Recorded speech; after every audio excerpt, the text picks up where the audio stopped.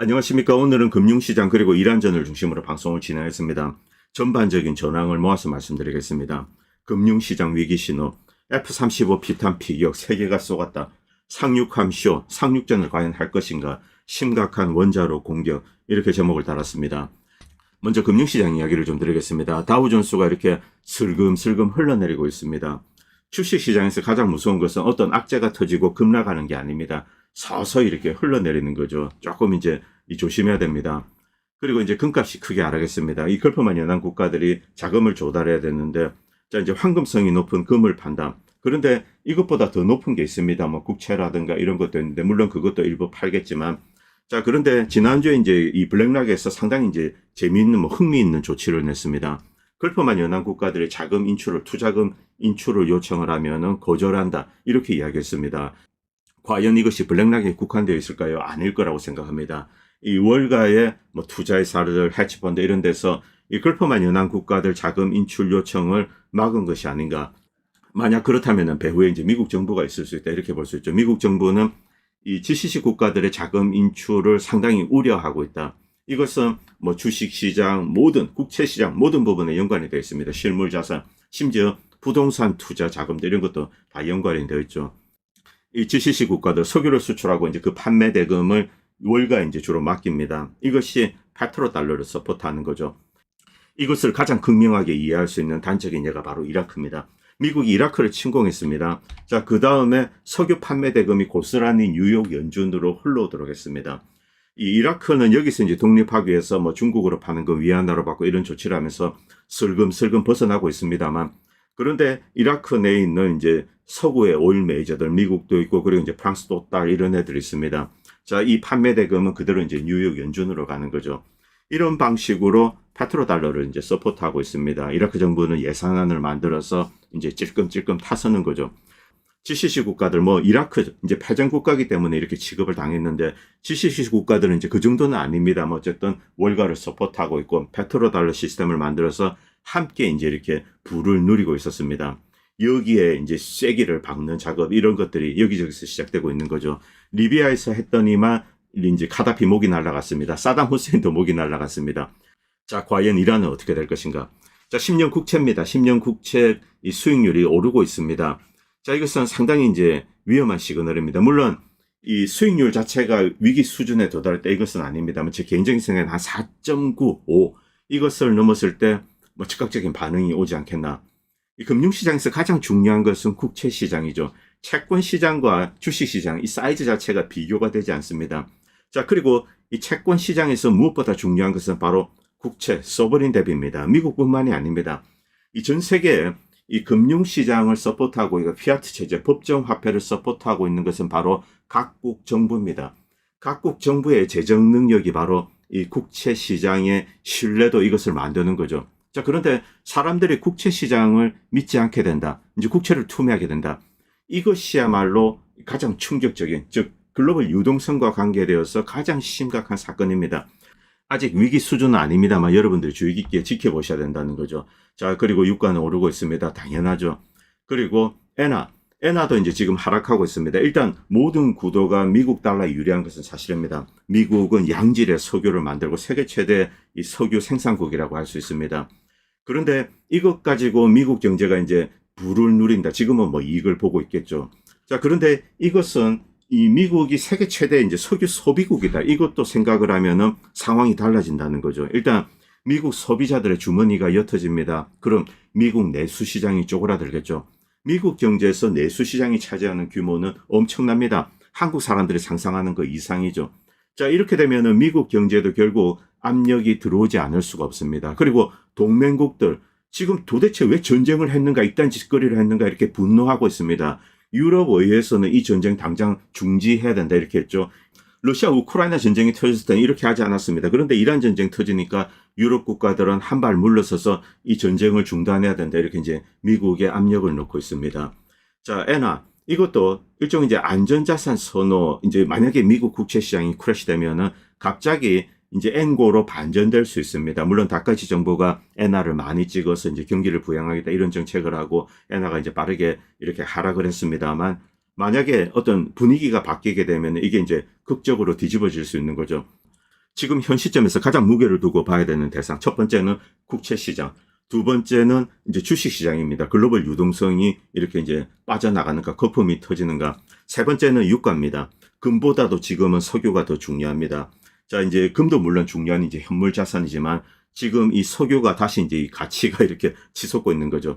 자, 그리고 네 번째는 외환 시장. 특히 엔화나 유로화, 여기 이제 주목해서 보시기 바랍니다. 상대적으로 미국 달러가 어떻게 될 것인가, 미국 국채 시장의 어떤 이제 신뢰도가 무너지게 된다. 이것이 달러 가치에 어떤 영향을 줄 것인가, 종합적으로 보시기 바랍니다. 자, 그리고 YTN에서 이제 이런 기사를 올렸습니다. 붉은 섬광. 이란이 쏜 이제 집속탄이죠. 악마의 무기. 자, 이스라엘이 비명을 지르고 있다. 자, 그런데 이 YTN 이 자식들 말이야. 참 웃기는 놈들 아닌가 싶습니다. 자, 미국 무기가 있습니다. 미국 무기는 신의 지팡이. 딱 이렇게 이제 붙이죠. 그 다음에 이란의 집속탄은 악마의 무기. 집속탄을 가장 많이 쓴 나라가 어느 나라일까요? 미국과 이스라엘입니다. 이스라엘은 2006년에 레바논을 침공하고 그 이후 한 2년입니다. 무려 100몇십만 발의 집속탄을 뿌렸습니다. 그 집속탄 전부 미국이 만든 겁니다. 자, 왜 이란이 쏜 무기를 악마의 무기라고 했을까? 가자 사태를 생각하면은 뭐 신의 진노 이렇게 해야 되는 게 아닌가 싶습니다. 자, 그리고 이 미국 베센트가 이런 이야기를 했습니다. 이 이란산 석유에 대해서도 제재를 풀겠다. 이게 얼마나 웃기는 수작인가?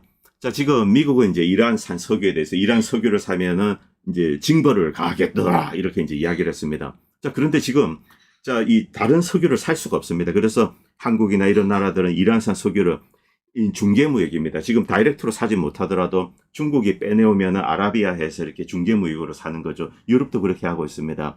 자, 여기에 대해서 이제 제재를 할 수가 없습니다. 이걸 사도 징벌을 가하면은 그 나라는 강력하게 반발할 겁니다. 미국 네가 전쟁을 일으켜서 지금 이 꼴을 우리가 겪고 있는데, 자, 이제 이란산 석유 사는 거 왜 막냐? 그래서 베센트는 이런 이야기를 한 겁니다. 이란산 석유에 대한 제재를 풀겠다. 이것은 미국의 의지랑 상관이 없습니다. 글로벌 의지가 이란산 석유도 이제 사겠다 이렇게 결정을 한 거고, 이 흐름을 미국이 막을 수가 없기 때문에 사후에 이런 이야기를 한 거죠. 참 지금 아무 대책 없이 준비 없이 이렇게 전쟁을 시작했다. 그것을 알 수 있습니다. 그리고 F-35가 이제 피탐되고 피격되었습니다. 자, 이것은 뒤에서 이제 자세히 설명드리겠습니다. 미국은 원거리 공격 무기, 스탠드오프 미사일, 물론 미국은 많이 가지고 있습니다. 자, 그런데 이 세이프티 스탁, 중국이나 러시아 다른 곳을 위해서 이렇게 남겨두어야 될 그 재고 수준이 있습니다. 그거 제외하고는 이렇게 다 써버린 거죠. 그렇기 때문에 F-35라는 스텔스기를 보내서 이제 폭격을 하려고 하는 겁니다. 그러다가 이제 F-35 한 대가 걸렸죠. 자, 중국이 미국에 이제 쏠템을 쏴라고 중국 국적 유조선을 대거 이제 호르무즈 해협으로 보냈습니다. 이란 석유뿐만이 아닙니다. 사우디, 카타르 이런 데서도 자, 중국 유조선은 싫고 그 다음에 빠져나오는 거죠. 그런데 이미 GCC 국가들은 중국의 위안화를 받고 석유를 팔고 있습니다. 자, 이런 것은 이란이 허용한다. 그래서 이제 통과해서 나가고 있습니다. 중국은 지금 이제 이전에 인도가 했던 그런 것을 누리고 있는 거죠. 자, 아라비아해에서 일부 석유를 유럽과 아시아 각국에 프리미엄을 얹고 팔아먹고 이러고 있을 겁니다. 미국이 막지 못하는 이유는 동맹국 유럽과 아시아 국가의 수요. 자, 그리고 중국 국적성과 충돌할 것인가? 이것은 중국과 이제 군사 충돌로 이제 비화될 수 있죠. 지금 미국은 이란전에 전력을 다하고 있습니다. 많은 힘을 소진한 상태죠. 중국과 싸우기가 힘듭니다. 결론적으로 위안화 기반 중개 무역만 늘어나고 페트로달러 위상이 금방 갔습니다. 그리고 스탠드오프 미사일은 세이프티 스탁을 제외하면은 이제 바닥권에 근접해 가고 있습니다. 자, 이란 공격을 위해서는 영공을 침투해야 되죠. JDM이나 이런 것을 떨어뜨려야 됩니다. 오늘 F-35가 접근했다가 한 방 맞았습니다. 자, 장기전에 대비해서 이란은 전쟁 초반 스탠드오프 미사일이 뭐 수천 발이 이렇게 쏟아지는 거죠. 이것은 일단 두들겨 맞고 갈 수밖에 없습니다. 그래서 지하기지에 이 고가치 대공자산은 숨겨둔 것으로 그렇게 생각되고 있습니다. 미국과 이스라엘은 아직까지 이제 고가치 대공자산을 파괴하지 못했다. 이것을 실토를 했습니다. 자, 이제 항공기 영공 접근을 하지 않을 수가 없죠. 이제 스탠드오프 미사일이 좀 떨어지니까 제이덴 같은 걸 떨어뜨리기 위해서 근접하는 거죠. 그러다가 이제 한 방 맞은 겁니다. 결국 미국의 군사적인 옵션도 사라져간다는 신호죠. 물론 미국은 징병제를 부활하고 100만 명 군대를 만들어서 야, 이번에 끝장내자 하면 뭐 탱크 1000대 이렇게 몰고 가서 뭐 할 수는 있습니다만 정치적으로 미국 여론이 그것을 가능하게 하지 않습니다. 재정적으로도 그렇죠. 트럼프도 이란을 군사적으로 굴복시킬 수 있다는 망상에서 깨어나기 바란다. 솔직히 제정신 가진 펜타곤 장군이라면 이런 사실 모르는 사람은 없을 것이다. 물론 미군은 훨씬 더 세다 이렇게 이제 악을 쓰는 양반들도 있겠지만 그거 모르는 사람 아무도 없습니다. 미국이 세계에서 제일 셉니다. 자, 그럼에도 불구하고 군사력과 전쟁의 승패는 비례관계에 있지만 일치하지는 않습니다. 비대칭 전력. 이란이 이 비대칭 전력을 무지막지하게 가지고 있다는 거죠. 지형도 그 중에 하나입니다. 물론 이란 내부에 약점이 있습니다. 민족 간의 정오와 갈등, 그리고 끝없이 이어져 오는 폭력의 유산, 그리고 페르시아의 교만함, 선민의식입니다. 이게 좀 상당히 강합니다. 이 선한 천성이나 좀 이제 잔인한 구석이 있죠. 특히 소수민족에 그렇습니다. 똑똑하고, 그리고 이제 좀 허세도 있고, 거만하고, 무쇠고집. 이 이란인들, 페르시안들은 무언가 말을 뱉으면은 내가 이제 손해를 보더라도 그것을 반드시 지킵니다. 이 뜻은 한국 군함, 일본 군함이 오면은 손을 보겠다 이렇게 경고를 했죠. 자, 그러면은 손해가 되더라도 손을 볼 겁니다. 자, 그렇기 때문에 군함을 보내는 거 신중히 이제 결정하시기 바랍니다. 자, 그리고 털시 게버드. 이 양반은 우리가 이제 기대했던 것을 완전히 배신하고 지금 트럼프의 여인이 되어서 이렇게 하고 있습니다. 자, 그런데 이 털시 게버드도 트럼프 이제 뒤통수를 치고 모든 블레임을 트럼프에 떠넘기는 거죠. 자, 이란의 임박한 위험. 이것을 DNI 국장은 스스로 판단을 하고 대통령에게 보고를 해야 됩니다. 자, 그렇게 했을 것으로 생각합니다만 트럼프 이제 작년에 있었던 거짓말들, 야, 이란의 핵시설은 다 무력화시키고 파괴했다 이렇게 했죠. 그것을 하고 또 깬다. 왜? 임박한 위험이 있기 때문이다. 그 위험이 무엇인가? 자, 그것은 내가 결정하는 것이 아니라 트럼프 대통령이 결정하는 거다. 이런 식으로 모든 것을 이제 트럼프 대통령이 돌리는 거죠. 여기서 전쟁이 터지면은 한 가지 굉장히 유명한 격언이 있습니다. 승리하면은 뭐 100명의 아버지들이 나타난다. 내가 잘해서 됐다. 내가 잘해서 됐다. 뭐 이런 식으로 이야기를 하는데, 패하면은 누구 한 놈 때문이다 해서 이제 모든 사람이 걔에게 이제 손가락질을 한다는 거죠. 바로 이 광경입니다. 털시 게버드는 트럼프가 결정했다 이렇게 이야기하는 거죠. 그리고 이 영상 보시기 바랍니다. 테헤란입니다. 이 테헤란 시내에서 연일 주민들이 나와서 길거리에서 정부를 지지하고 외적을 물리치자 이렇게 하고 있습니다. 그런데 여기에는 과거 이제 현 정권을 지지했던 사람들은 당연히 있겠죠. 그런데 현 정권에 반대했던 사람들도 있습니다. 잠깐 보도록 하겠습니다. 이 여인. 자, 1월 달에 시위에 이제 참가했다. 히잡 벗고 있죠. 이런 여자들 안 씁니다. 10년 전에도 한 20%는 벗고 다녔습니다. 이 테헤란은 좀 이제 저항의식이 있고, 자, 뭐 우리가 생각하듯이 이란이 그렇게 무식한 나라가 아니었습니다. 이 이란 악마 뭐 여기에 대해서 다음에 또 말씀드리겠습니다. 어쨌든 이 여성은, 자, 지금 우리가 이제 민주화를 위해서 1월 달에 시위를 했지만은 이제 국가를 지켜야 된다. 지금 외부 세력들이 이 국가를 파괴하기 위해서 이런 전쟁을 시작했다. 이것을 이제 주민들도 알고 있는 거죠. 그래서 현 정부를 중심으로 뭉치고 있는 겁니다. 자, 그리고 이 조 켄트에 대한 이야기를 좀 드리겠습니다. 조 켄트는 이제 뭐 여러 전쟁에 참가했습니다. 그리고 훈장도 많이 받았습니다. 사실은 미국 내에서 이제 이 미국의 일반 국민들 여론을 크게 환기시킨 가장 중요한 사건은 조 켄트입니다. 뭐 어떻게 보면 큰일이 아니다. 대테러 국장, 그렇게 높은 직책은 아닙니다. 자, 그런데 대테러 국장이 이렇게 트럼프 전쟁에 반발하고 나갔다. 그리고 많은 미국의 마가 젊은이들이 조 켄트를 신뢰하고 있습니다. 저는 원래 이 조 켄트를 별로 신뢰하지 않았습니다. 뭐 아이시스 시리아에도 있었고 이라크에서 있었기 때문에 아이시스나 이런 것 관련돼서 진실을 어느 정도 알고 있습니다. 자, 그리고 이제 그린베레죠. 자, 이것은 아이시스 관련돼서 그 디테일한 내용을 모른다고 이야기할 수 없는 그런 이제 위치죠. 그런데 이 조 켄트, 자, 이 워싱턴 주가 있으면 시애틀이 위에 있고 밑에 보면은 이제 워싱턴 주 안에도 밴쿠버가 있습니다. 이 캐나다 밴쿠버가 아니고 미국 밴쿠버인데 이쪽 지역구의 하원의원이 되었습니다. 과거부터 이제 봤습니다. 이 조 켄트. 그런데 이번에 놀랄만한 결정을 했죠. 이제 트럼프를 정면으로 이제 공격을 하고 이스라엘이 이번 전쟁에 배후했다. 그리고 어제 이제 터커 카슨 방송에 나와서 이스라엘이 어떤 방식으로 이렇게 이제 미국을 전쟁으로 끌어들였는지 이런 것에 대해서 이제 이야기를 많이 했습니다. 다른 데도 지금 나와서 하고 있는데 이게 트럼프 대통령에게 매우 아픈 부분을 찌른 것이 아닌가. 어쨌든 이 조 켄트 입장에서는 그의 아내를 아이시스에게 잃었습니다. 그런데 아이시스 두목을 트럼프 대통령은 야, 터프가이다 하면서 이제 환대를 했죠. 자, 여기에 염증을 느낀 것이 아닌가 저는 그렇게 추정하고 있습니다.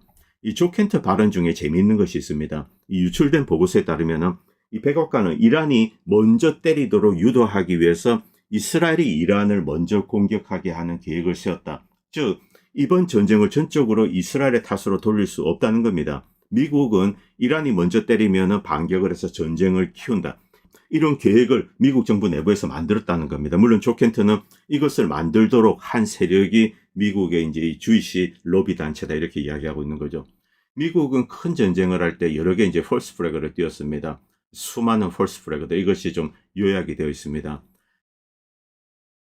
그리고 찰리 커크 죽음과 관련돼서 이 조 켄트는 백악관에서 나오는 이제 찰리 커크를 만났다고 합니다. 백악관에 들어가다가 만났는데 이제 자기 손을 잡고 이 트럼프 대통령이 이란과 전쟁을 하려고 하는 것 같은데 이것을 말려달라. 미국 국민들을 위해서 말려달라. 이렇게 조 켄트에게 직접 부탁을 했다고 합니다. 그리고 이제 얼마 뒤에 죽었습니다. 이 조 켄트는 이 사건을 수사를 하려고 했는데 백악관에서 강하게 이제 조 켄트의 발목을 잡은 거죠. 이 내용도 터커 카슨 방송에 나와서 이야기를 했습니다. 그리고 이제부터 이제 이란전 디테일한 내용을 좀 말씀드리겠습니다. 이란은 이제 유전지대 석유 관련된 시설을 어제 공격했습니다. 반격이죠. 이제 이란이 공격받았기 때문에 이제 반격을 했는데, 자, 이것을 이제 확대하려고 노력하진 않고 있습니다. 미국 역시 이것을 이제 진화하기 위해서 노력을 하고, 이스라엘이 내가 시키지 않았는데 했다. 이렇게 이제 트럼프는 이야기했죠. 이게 사실인지는 모르겠습니다. 어쨌든, 자, 이제 유전지대 공격하는 것을 조금 낮추자, 수위를 낮추자 이렇게 이야기했습니다. 쿠웨이트에 공격을 했는데 이란은 바깥에 외곽에 있는 이제 정유 저장소만 때렸습니다. 안쪽은 멀쩡합니다. 이쪽에 때렸으면 이제 불이 번지게 되는 거죠. 이런 식으로 경고성 차원에서 이렇게 주고받았다 이렇게 할 수 있습니다. 일단 석유 인프라 관련돼서는 더 공격이 확대되지 않기를 바랍니다. 이것은 세계인 모두를 위해서 그렇습니다. 자, 그리고 이것은 초기 기습 공격입니다. 여러분들 잠깐 보도록 하겠습니다. 미국 군함 토마호크 이쪽에서 이제 이스라엘 옆에서 쏘고 이스라엘은 당연히 가고 요르단, 사우디아라비아, 쿠웨이트, 카타르 이런 데서 이제 공격을 한 거 이런 정황이 다 나오죠. 그렇기 때문에 이란이 바레인이니 쿠웨이트니 이런 곳을 때리고 있는 겁니다. 자, 그리고 이쪽 지역 국가들, GCC 국가들은 엄청난 국방비를 쓰고 있습니다. 천문학적이죠. 이렇게 쓰고도 왜 이렇게 싸움을 못하는가? 이것은 첫 번째. 자, 이쪽 국민들은 원래 많지 않습니다. 아랍에미레 같은 경우 한 1000만 명 있으면 10% 한 100만 명이 자국민입니다. 자, 그리고 군인이라고 해봐야 대부분 용병인데, 뭐, 파키스탄이니 무슨 뭐 스탄 국가들, 이런 데서 온 용병들. 그리고 영국의 뭐 주정뱅이, 매일 밤에 뭐 창녀나 부르는 이런 주정뱅이, 퇴역 조종사들이죠. 이런 애들 불러서 높은 연봉 주고 이제 부리고 있고, 다 용병이죠. 용병들은 돈이 목적입니다. 국가를 지키기 위해서 생명을 바친다. 그런 거 없습니다. 자, 그래서 이런 병력으로는 제대로 싸울 수가 없죠. 사우디아라비아 역시 마찬가지입니다. 그리고 인구를 보면은 시아파 주민이 상당합니다. 사우디가 한 2천 몇백만입니다. 그런데 예멘 후티만 해도 한 2천 몇백만입니다. 인구가 원래는 이 아라비아 반도 하면 예전에 아라비안 나이트 중심지가 어디입니까? 바로 예멘입니다. 싸나죠. 이쪽 지역에 산악지대 또 물이 많습니다. 이쪽에 많은 사람들이 살고 이쪽에 뭐 완전 사막은 그냥 텅 비어 있죠. 자, 그렇기 때문에 예멘에 인구가 많은 거죠. 이 시아파입니다. 자, 그리고 바레인도 그렇습니다. 결국 이런 인구 통계학적인 이유 때문에 함부로 이제 이란과 싸울 수 없습니다. 자, 후티가 무슨 일을 할지도 모릅니다. 자, 모든 아랍 국가 실체는 드러났다. 엄청난 이제 국방비를 퍼붓고 나서도 제대로 싸울 수 없다는 것. 그리고 고가의 미국 무기를 사들였습니다. 나중에 F-35 이야기하면서 여기에 대한 이야기도 좀 드리겠습니다. 원래 미국 무기가 이렇게 바보 같지 않았습니다. 예전에는 정말 심플리시티, 단순성 그리고 effectiveness 이런 것을 다 미국 무기는 가지고 있었습니다. 그런데 어느 시기에 군산 복합체 돈벌이 수단으로 바뀐 거죠. 국방이랑 상관이 없어진 겁니다. 헤그셋은 연일 거친 이야기를 쏟아내고 있습니다만 얘는 뭐 조만간에 잘릴 겁니다. 자, 그리고 미국이 비원비를 이용해서 이제 폭격을 했습니다. 이 궁극의 무기. 이 비원비는 스텔스는 아니지만은 자, 이렇게 이제 초음속으로 가가지고 이렇게 폭격을 하고 고고도에서 빠른 속도로 날아가면서 JDAM을 투하하기 때문에 한 이제 대공망이 있으면 100km 바깥에서 150km 여기에서도 일반 JDAM을 멀리까지 이제 보낼 수 있습니다. 자, 그래서 해안지대를 이렇게 공격을 하고 있습니다. 자, 이 사진을 잠깐 보도록 하겠습니다. 여기인데, 자, 지하기지 요새죠. 여기서 이제 구멍에 나와서 미사일을 쏘고 이렇게 하는 겁니다. 여기를 때렸는데, 자, 이게 무슨 효과가 있으면 때리고 나면 이게 이제 메모리 됩니다. 그럼 굴착기 와가지고 또 파냅니다. 또 미사일 발사돼 나서 또 쏘는 거죠. 이런 실효성이 떨어지는 폭격이 반복되고 있죠. 바깥에서 보면 뭐 펑펑펑펑 하니까 크게 보입니다만 테헤란 주민들은 이렇게 멀리서 구경하고 이런 식입니다. 그러다가 민간인들 머리에 이제 한 방씩 떨어뜨려서 몇십 명씩 살해하고, 자, 이게 얼마까지 할 수 있을까 힘들죠. 자, 그리고 이제 이 파트라마스는 이런 걸 올렸는데 해안가에 위치한 이제 요새화된 곳, 여기 이제 계속 폭탄을 두드리고 있습니다. 어쨌든 여기에 있는 이란군도 힘든 싸움이면 틀림이 없습니다. 그리고 뭐 상륙전을 한다 이러고 있습니다. 자, 그런데 이란의 어떤 이제 고강도 콘크리트, 이것은 미국의 요새 기준 이것의 2배 정도 됩니다. 자, 그래서 이제 좀 강력한 폭탄도 저항 능력을 가지고 있다는 거죠. 어쨌든 이 전쟁, 진짜 전쟁은 뭐 상륙전을 하고 이런 건데 과연 미국이 그것을 할까? 이제 그 가능성 아직은 낮습니다. 그리고 이 중에 이제 심각한 공격이 하나 있었습니다. 이 반다르 안살리. 이 항구에 어떤 이제 이란군 소속 선박이 있습니다. 여기 이제 폭격을 했는데 아제르바이잔 쪽에서 이스라엘기가 날라왔다. 이 아제르바이잔을 어떻게 할 것인가? 이것은 이제 나중에 러시아가 어떤 형태로든 하게 될 겁니다. 만약 아제르바이잔이 밀고 내려온다. 그 경우는 러시아는 선택의 여지가 없습니다. 아제르바이잔으로 군을 보내야 됩니다. 물론 터키와 충돌은 피할 수 없습니다만 이렇게 하지 않으면 안 된다고 생각합니다. 그리고 이제 만약에 때리게 된다. 바쿠 유전은 날아가는 거죠. 자, 그래서 이 아제르바이잔 주목해서 보시기 바랍니다. 그리고 비온비가 왔는데 또 아제르바이잔 쪽으로 해서 이렇게 제이뎀을 떨어뜨렸습니다. 바깥한 100, 150km 이 밖에서 이제 초음속으로 날아가면서 제이뎀을 고고도에서 던지기 때문에 이 폭탄이 멀리까지 날아가는 거죠. 유도 폭탄이 아니라도 때릴 수 있습니다. 그동안 뭐 제주머니 이런 걸 쏘았는데 어쨌든 제이뎀으로 쏘았는데 여기에 대해서 어떤 조치를 할 가능성이 높죠. 여기서 러시아가 또 이제 문제가 됩니다. 자, B1B가 아제르바이잔 쪽으로 만약에 날아왔다. 그러면은 이란을 때리는지 위에 러시아를 때리는지 알 수가 없죠. 자, 그래서 러시아는 고강도 경보에 들어갑니다. 물론 이 B1B를 떨어뜨릴 수 있는 능력을 러시아는 가지고 있습니다. 이 테라는 그것을 가지고 있지 않은 것 같은데 만약 어느 상태가 되면은 러시아가 이것을 떨어뜨릴 수도 있는 거죠. 왜냐하면 날라오는데 B1B가 우리를 위협하기 위해서 날라왔다. 그래서 쏘았다. 뭐 이런 식의 이야기도 가능한 거죠. 그래서 B1B 같은 심각한 전략 자산이 이렇게 동원이 되었다. 여기 이제 중국과 러시아는 상당한 경계를 하고 이제 주의를 하고 이렇게 보셔야 됩니다. 이 3차 대전이 터질 가능성도 높다는 거죠. 그리고 쿠웨이트에 있는 미군 기지가 심각한 피해를 입었다. 유로파이터 전투기 3대 쿠웨이트 소유입니다. 그리고 이탈리아 전투기 2대가 손상을 입었다. 아직 확인되고 있지 않습니다. 어쨌든 잡지에서 이런 내용이 올라왔습니다. 그리고 원자로 공격에 대한 이야기를 드리겠습니다. 이스라엘이 이제 부쉐르 원전, 이것은 이제 페르시아만 바로 이제 위에 있습니다. 이란 쪽에 있죠. 이 러시아가 운영을 하는데 이곳에 이렇게 뭐 미사일을 아직은 이제 주변입니다. 원자로 자체를 타격하지 않았습니다만 옆에 이제 툭툭 떨어뜨렸는데 반대로 이란 역시 이제 디모나에 이렇게 툭툭 떨어뜨리고 있습니다. 원자로 자체를 타격한 것은 아닙니다. 옆에 이제 떨어뜨리는 거죠. 이 내용은 제가 이제 지난주에 말씀드렸습니다. 이 부쉐르 원전에서 큰 연기가 올랐는데 이때 원자로 자체는 타격하지 않고 옆에 이렇게 때리고 있는 거죠. 자, 그리고 디모나도 마찬가지입니다. 이런 식으로 주고받고 있는데 이것은 일종의 이제 경고라고 할 수 있습니다. 만약 이스라엘의 핵무기를 쏘면은 디모나를 깨겠다. 디모나가 깨지면은 방사능이 이제 유출이 되는 거죠. 자, 그리고 부쉐르도 마찬가지입니다. 그리고 영국의 이제 인디펜던트지에서 이런 글을 올렸습니다. 트럼프는 빤스런더 하기 힘든 전쟁에 스스로 이제 갇혀버렸다. 그리고 영국 인디펜던트지에서 이런 글을 올렸습니다. 세계사에서 가장 BS 같은 전쟁이 자기보다 약한 적을 상대로 애초 이길 수 없는 전쟁을 하는 겁니다. 준비도 없이 무모하게. 대표적인 예 월남전, 그리고 중국의 베트남 침공입니다. 이러한 침공도 딱 그 짝이죠. 빨리 쏜틀수록 트럼프에 유리합니다. 그런데 이 제국의 위신 때문에 빠져나오지도 못하고 있는 거죠. 빤스런도 불가능한 전쟁의 수렁에 트럼프가 빠졌다. 아직도 왜 전쟁을 했는지 트럼프도 제대로 설명을 하지 못하고 미국인들도 모르고 있습니다. 자, 그리고 강습 상륙함, 이렇게 이제 뭐 상륙 작전을 한다 이렇게 가고 있습니다. 뭐 대부분의 이제 뭐 트럼프를 지지하시는 분들, 그리고 미국에서도 극렬 마가들, 뭐 군사적인 현실은 아무것도 모르는 사람들. 자, 이제 강습 상륙함이 가고 있기 때문에 이란은 끝났다. 호르무즈 해협 봉쇄는 이거 하나로 해결한다. 자, 강력한 해병대 2,500명, 그리고 F-35B 20대가 있다. 자, 길에도 탐지하고 제거하고 오일 탱커도 에스코트하고 어쩌고저쩌고. 자, 이제 끝났다. 뭐 이런 걸 올리고 있습니다. 이란 전쟁이 시작되고 제일 웃기는 조크가 강습 상륙함으로 끝장낸다는 이야기다. 포드와 링컨 항모는 떠났습니다. 자, 이제 강습 상륙함이 가서 끝장을 낸다. 그런데 여러분, 일반 항모가 날렵하고 변침 및 기동력이 뛰어나다는 사실 알고 계시는지요? 후티와 싸울 때 아이젠하워가 급변침을 했습니다. 가까스로 후티의 공격을 피하고, 이때 함재기 2대가 이제 바다에 빠지고, 그리고 이제 한 대는 또 뭐 이륙하다가 뭐 맞았는지 모르겠습니다만 3대를 잃었습니다. F-18이죠. 자, 그런데 항모는 급변침이 가능하다. 기동력이 있다는 거죠. 강력한 파워.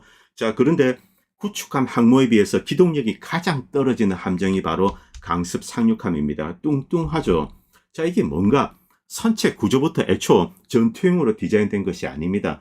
기동력은 포기하고 병력과 물자를 수송하는 거죠. 호르무즈 해협에 이게 들어간다. 그냥 미사일 드론 관역이 되는 겁니다. 두들겨 맞고 퇴각하는 거죠. 홍해 쪽으로 병력을 수송하고 사우디 이제 서쪽에 내리면 동쪽 페르시아만으로 이동시키겠죠. 그런데 이거 하려면은 C-130으로 여러 대로 이제 실어 나르는 게 답이죠. 정말 뭐 이해할 수 없는 일들을 하고 있습니다. 결국 이게 쇼가 될 가능성이 높다는 거죠. 자, 그리고 페르시아만에 미국의 지상군들이 축적이 된다. 뭐 해병대가 오든 공수부대가 오든, 자, 이라크든 사우디아라비아든 모입니다. 그런데 이란군이 가만히 있을까요? 호텔로 피신간 미군도 이 드론으로 공격을 하고 있습니다. 몇 층이 어디 때리고 있는 거죠. 당장 미국 입장에서 이란을 가장 심각하게 괴롭힐 수 있는 현실적인 방법, 이것은 쿠르드와 IS 전사 한 10만 명 정도 풀어가지고 침공을 하는 겁니다. 이 땅길을 무시해서는 안 됩니다. 이 보병들이야말로 진짜 전쟁의 향방을 가르는 거죠. 강습 상륙함은 위력 과시 정도로 끝나지가 않을까 이렇게 생각되고 있습니다. 자, 그리고 페르시아만에 이제 이란군들, 이란 해군이 다 깨졌다는데 큰 함정, 이건 애초 이란군들이 버리고 갔습니다. 한 대는 이제 인도양에서 맞았습니다만 나머지 배들은 그냥 이 도크에 있었습니다. 이란이 비대칭 전력, 즉 아주 자그마한 잠수함, 오래, 그리고 심지어 대공 미사일까지 장착하고 있습니다. 대함 미사일. 자, 이것으로 매복을 하고 있죠. 소음이 거의 없습니다. 자, 완전히 매복인데 큰 배가 접근하면 바로 때릴 수가 있습니다. 그렇기 때문에 처음부터 페르시아만에 있는 미군 군함들은 전쟁 전에 다 도망을 갔던 겁니다. 다 빼내고 지금 한국이나 일본 보고 들어가라고 야단이죠. 자, 그리고 이제 스칼리르가 이런 걸 올렸습니다. 상륙작전 해서는 안 된다. 큰일 난다. 자, 지금 30일 해병 기동부대. 스칼리르는 해병대 출신입니다. 해병 대원들을 위해서 이런 거를 쓰고 있죠.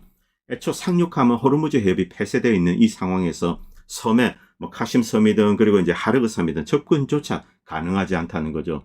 이런 사실 미군 모를까요? 다 알고 있습니다. 군인입니다. 저보다 몇백 배의 지식을 가지고 있는 사람들이 이들은 이제 해군 장교들이죠. 군인들입니다. 자, 승선 지점에서부터 탐지가 될 가능성이 높다. 상륙함은 크죠. 뭐 하고 있으면은 다 들여다보고 있습니다. 소수의 대형 함정으로 병력을 집중시켜서 공격을 하는 게 이것은 대단히 위험하다. 현대전에 있어서. 이렇게 데이빗 버거 전 해병대 사령관이 2019년 사령관 계획 지침에 다 이야기를 했습니다. 다 알고 있는 내용입니다. 자, 그런데 낡은 교리와 체계에 갇혀 있다. 만약 해병대가 이 하르그 섬을 점령하려 한다면 해상이 아닌 육상에서 공격을 해야 된다. 미 해병대는 오스프리나 아니면 헬리콥터 타고 가겠죠. 자, 그리고 이란 미사일 공격 이런 것도 막을 수가 있고, 혹은 이란이 허용을 할 수 있습니다. 상륙하는 거. 이란이 이런 거 잘합니다. 다 기다렸다가 들어오도록 하는 거죠. 그 다음에 매복해서 때리는 겁니다. 어떤 형태가 되었든 성공하는 것은 불가능하다는 거죠. 미 해병대가 75년에 이제 태국만 코탄 섬에 크메르 루즈에 의해 포로로 잡힌 이제 미 상선 선원들을 구출하기 위해서다. 헬기 11대 중 3대가 격추당하고 5대가 심하게 파손을 입었다. 해병대와 미 공군 병력 38명이 전사하고 50명이 추가로 사망한 후 해병대는 격렬한 포화 속에서 철수했다. 해병대는 3명이 이제 섬에 남겨졌는데 이들은 나중에 크메르 루즈에서 처형이 되었습니다. 하르그 섬에 만약에 상륙하려 한다. 꽃당섬 이상의 이제 처참한 참사가 될 수 있다. 미국의 해병대 장군들, 장교들 다 알고 있습니다. 만약 이 무모한 작전이 실행된다면 이것은 트럼프의 결정일 가능성이 높습니다. 트럼프는 거짓 승리를 하겠다. 미국은 지속전을 수행할 수 없습니다. 그래서 하르그 섬을 점령하고 이란과 딜을 하려는 거죠. 자, 그런데 이란은 여기에 굴복하지 않을 겁니다. 대부분 사람들은 이걸 알고 있는데 트럼프는 이런 것을 고집을 하는 거죠. 자, 그래서 참사가 터지지 않을까 이렇게 걱정을 하고 있습니다. 그리고 F-35 이야기를 드리겠습니다.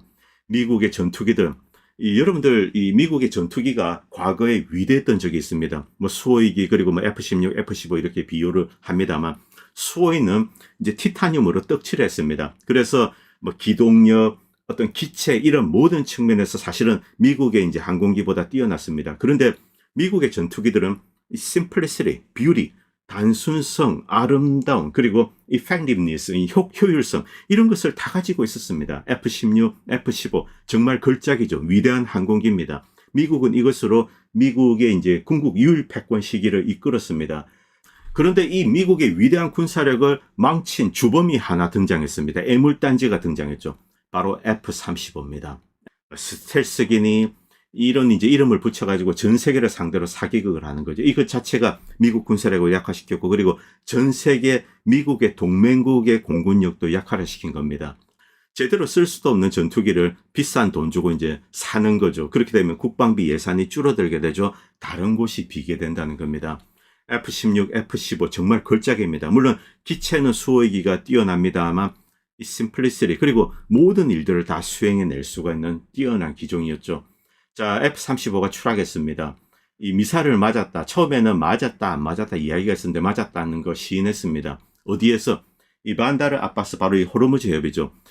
결국 F-35가 이란 미사일을 맞았다. 자, 어디서? 반다르 아바스 호르무즈 해협 북쪽입니다. 여기까지 F-35를 집어넣었다는 겁니다. 여기서 이제 한 대 맞고 나온 거죠.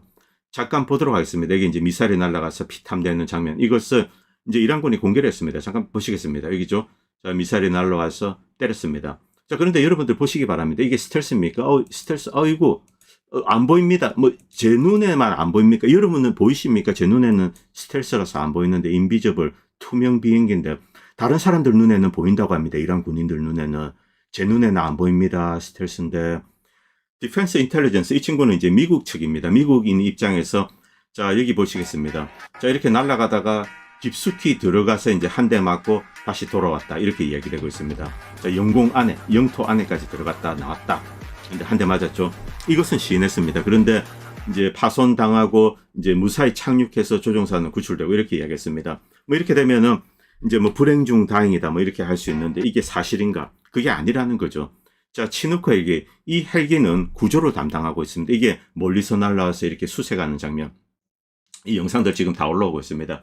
날아가지고 왔다 갔다 하면서 이게 전형적인 조종사 수색 패턴입니다. 결국 조종사가 낙하산으로 탈출하고 기체는 추락했다는 거죠. 다들 이렇게 추정할 수 있습니다. 그런데 미국 측은 일단 이제 안전하게 착륙했다 이런 이야기를 하고 있습니다. 누가 거짓말을 하는지 모르겠습니다만 조만간에 밝혀지는데 어쨌든 치누크 헬기가 가서 이제 구출해낸 거 이것은 사실인 것 같습니다. 어쨌든 조종사는 구출이 되었는데 당분간 임무에 투입될 수 없다. 부상을 입었다는 거죠.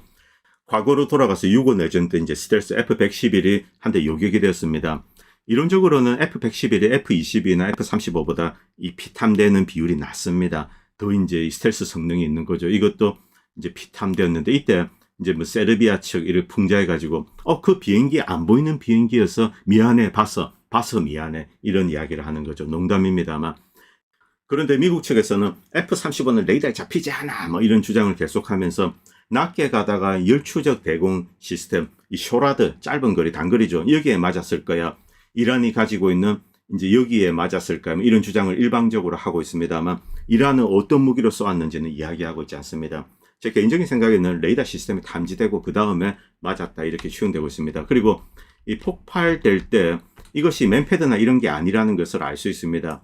자, 상당히 덩치가 큰 거, 즉, 뭐 S-300이나 이런 게 아닌가. 이런 데 맞으면은 진짜 뭐 박살이 나죠. 그리고 이제 피격된 위치.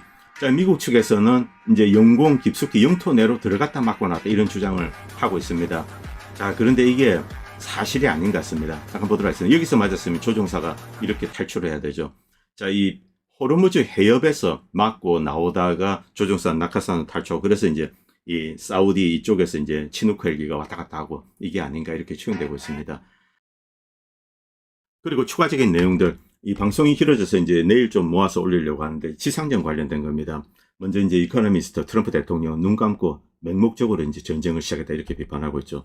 가장 현실적으로 미국이 이제 이란군을 괴롭힐 수 있는 방법도 치명적이기도 합니다. 이것은 역시 내전을 일으키는 겁니다. 만약에 이 미국이 계속 폭격만 한다. 이 경우 이란은 이제 전쟁이 끝나면 2, 3년 뒤에 복구가 가능합니다. 재건이 가능하죠. 그런데 내전이 터진다. 수십 년이 지나도 복구가 되지 않습니다. 이 내전이야말로 한 국가를 파괴시키는 가장 강력한 방법입니다. 국민들을 분열시키는 거죠.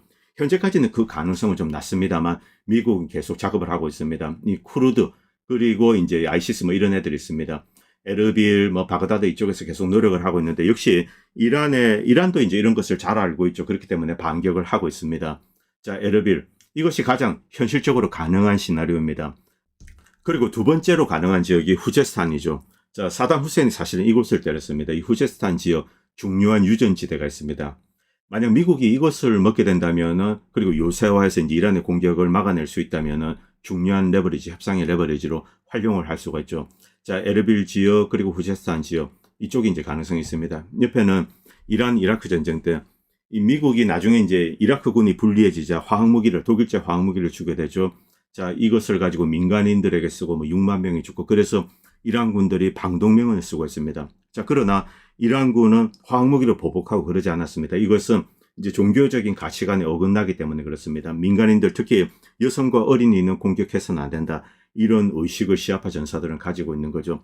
뭐 이란 악마와 이런 데 대해서 뭐 한국 분들 온갖 뭐 헛소리하고 저 보고 있습니다. 자, 그런데 여러분들도 정말 알아야 되는 것은 알아야 됩니다. 미국인들도 이런 것은 알아야 되죠. 어쨌든 지상전, 뭐 미국 입장에서는 유일한 옵션입니다. 전쟁에 승리하기 위해서는.